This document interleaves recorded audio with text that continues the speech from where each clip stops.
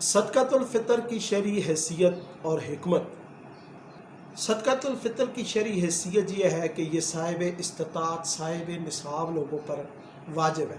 نبی کریم صلی اللہ علیہ وسلم نے نماز عید الفطر سے پہلے صدقۃ الفطر کو ادا کرنے کا حکم دیا اور صحابہ کرام رضوان اللہ علیہم اجمعین نے اپنی زندگی میں اسی پر عمل کیا۔ ابو داؤد شریف کتاب الزکوٰۃ حدیث نمبر 1609 میں ہے، حضرت ابن عباس رضی اللہ عنہ اس حدیث کے راوی ہیں، فرماتے ہیں کہ رسول اللہ صلی اللہ علیہ وسلم نے زکوٰۃ الفطر کو فرض فرمایا کہ یہ لغو اور فحش باتوں سے روزے کی طہارت ہے اور مساکین کے لیے کھانا ہے۔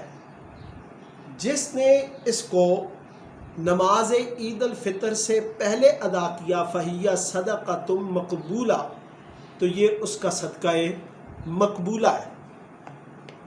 تو ابو داؤد شریف کی اس حدیث سے ہمیں دو سبق یہ ملے۔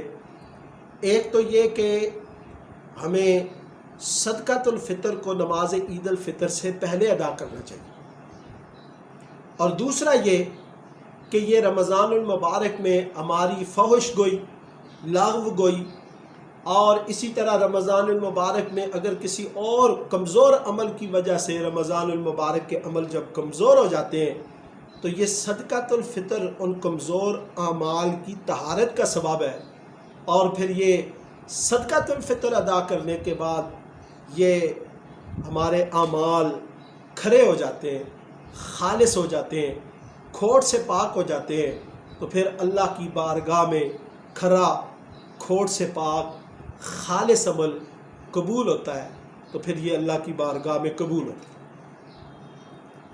دوسری حدیث مبارکہ ترمذی شریف کی حدیث ہے، اور ترمذی شریف کتاب الزکوٰۃ حدیث نمبر ہے 674۔ حضرت عمر ابن شعیب عن ابیہ عن جدہ اپنے باپ سے، اپنے جد سے روایت کرتے ہیں کہ نبی کریم صلی اللہ علیہ وسلم نے ایک شخص کو مکے کی گلیوں میں بھیجا کہ وہ یہ اعلان کر دے ان صدقۃ الفطر واجبۃ، کہ صدقہ فطر واجب ہے۔ صدقہ فطر ہر مسلمان پر واجب ہے، مرد، عورت، چھوٹا بڑا، آزاد اور غلام، ان سب پر جو صاحب استطاعت ہے، صاحب نصاب ہے، ان پر صدقۃ الفطر واجب ہے۔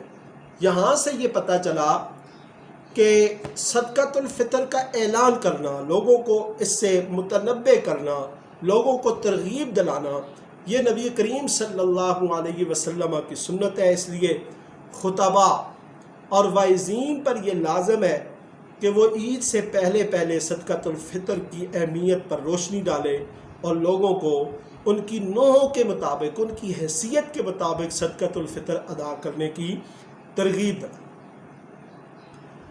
دار قطنی شریف کی حدیث ہے، نبی کریم صلی اللہ علیہ وسلم نے فرمایا کہ عید کے دن فقراء کو مانگنے سے بے نیاز کر دو۔ اس کا مطلب یہ ہے کہ عید والے دن سے پہلے تم صدقۃ الفطر ادا کرو، جس طرح کہ صحابہ کرام رضوان اللہ علیہم اجمعین کا عمل تھا کہ وہ فطرانہ عید سے کچھ دن پہلے ادا کر دیتے تاکہ غریب لوگ وہ عید سے پہلے اپنے کھانے کی چیزیں خرید سکیں اور پہننے کے لیے کپڑے خرید سکیں، اور عید والے دن عام لوگوں کے ساتھ اپنی زندگی کے معمولات گزار سکیں۔ تو اس لیے ہر شخص کو چاہیے کہ عید سے پہلے اپنا فطرانہ ادا کر دے تاکہ غرباء اور مساکین ہمارے ساتھ عید کی خوشیوں میں شریک ہو سکیں، شامل ہو کر عید کو منا سکیں۔ چوتھی حدیث مبارکہ خطیب ابن عساکر الدیلمی کی حدیث ہے، نبی کریم صلی اللہ علیہ وسلم نے فرمایا کہ بندے کا روزہ آسمان اور زمین کے درمیان معلق رہتا ہے اس وقت تک جب تک وہ صدقۃ الفطر نہ ادا کر دے۔ یعنی ہمارے اعمال اس وقت اللہ کی بارگاہ میں قبول ہوتے ہیں جب یہ صدقۃ الفطر یعنی فطرانہ ادا کیا جاتا ہے، اس لیے فطرانے کو ادا کرنے میں کبھی بھی سستی اور کاہلی کے مرتکب نہ ہوں، بلکہ فوراً جب اس کا وقت آئے، عید سے پہلے پہلے اور آخری عشرے میں، یہ سب سے بہترین وقت ہے، آخری عشرے میں اس کو ضرور ادا کر دیں، اور یہی ہمارے لیے بہتر اور صحیح وقت ہے۔ اب صدقۃ الفطر کن اجناس سے، کن چیزوں سے دینا چاہیے؟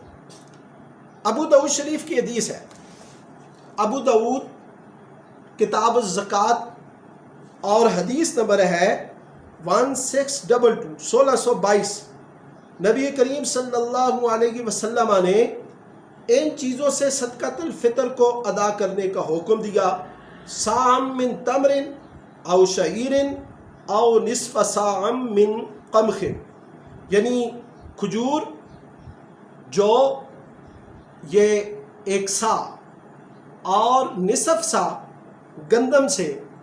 اس حدیث مبارکہ میں یہ 3 اجناس کا ذکر ہے۔ ایک اور حدیث شریف میں آتا ہے کہ کشمش، اس کا بھی 1 صاع ادا کیا جائے، یعنی کشمش، کھجور اور جو، یہ 1 صاع یعنی 4 کلو، اور گندم یہ نصف صاع یعنی 2 کلو کے برابر یہ فطرانہ ادا کیا جائے۔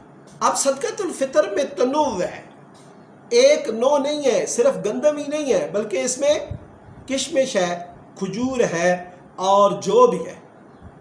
لیکن ہم دیکھتے ہیں کہ لوگ اس تنوع پر عمل نہیں کرتے، حالانکہ قربانی کے جانوروں میں بھی تنوع ہے اور صدقۃ الفطر میں بھی تنوع ہے۔ جب ہم اپنے معاشرے پر نظر ڈالتے ہیں تو قربانی کے جانوروں کی مختلف نوعوں پر تو لوگ عمل کرتے ہیں، جو صاحب استطاعت ہیں۔ جو صاحب استطاعت ہیں وہ قربانی کے مہنگے ترین جانور خریدتے ہیں، لاکھوں روپے کے بیل اور ساتھ دمبے اور بکرے بھی خریدتے ہیں۔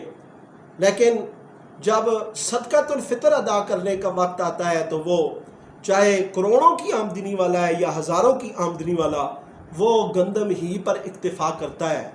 تو یہ کیا ہے؟ ہمیں سوچنا چاہیے، کہیں ایسا تو نہیں ہے کہ ہم قربانی کے موقع پر لاکھوں روپے کے بیل خرید کر اور دمبے اور بکرے خرید کر اپنے محلے والوں، اپنے رشتہ داروں اور اپنے علاقے کے لوگوں پر اپنی شان و شوکت اور امارت تو نہیں دکھانا چاہتے، چونکہ وہ چیز دیکھی جاتی ہے، اس کا نام لیا جاتا ہے اور شان و شوکت اور امارت کو ظاہر کیا جاتا ہے۔ اور یہ جو صدقۃ الفطر ہے، اس میں تو کسی شان و شوکت اور امارت کو ظاہر نہیں کیا جاتا، بلکہ غریب کے ہاتھ پر آرام سے اور بالکل خاموشی سے رکھ دیا جاتا ہے۔ تو یہ شان و شوکت اور امارت نہیں دکھائی جاتی، اس لیے کروڑوں آمدنی والے لوگ بھی گندم ہی پر اکتفا کرتے ہیں۔ تو یہ لمحہ فکریہ ہے۔ تو اس میں آپ یہ بات سمجھ لیں کہ نبی کریم صلی اللہ علیہ وسلم نے صدقۃ الفطر کی مختلف اجناس کا ذکر کیا۔ جو کروڑوں کی آمدنی والے ہیں وہ کشمش کا فطرانہ ادا کریں، جو کم ہے وہ کھجور، جو اس سے کم ہے وہ جو، اور جو سب سے کمزور طبقہ ہے وہ گندم نصف صاع 2 کلو گندم کا جو ہے وہ فطرانہ ادا کریں۔ اور جن کو اللہ تعالیٰ نے زیادہ استطاعت دی ہے وہ اپنی حیثیت کے مطابق فطرانہ ادا کریں۔ اللہ تعالیٰ ہمیں عمل کی توفیق عطا فرمائے اور نبی کریم صلی اللہ علیہ وسلم کی سنتوں پر صحیح معنوں میں عمل کرنے کی توفیق عطا فرمائے۔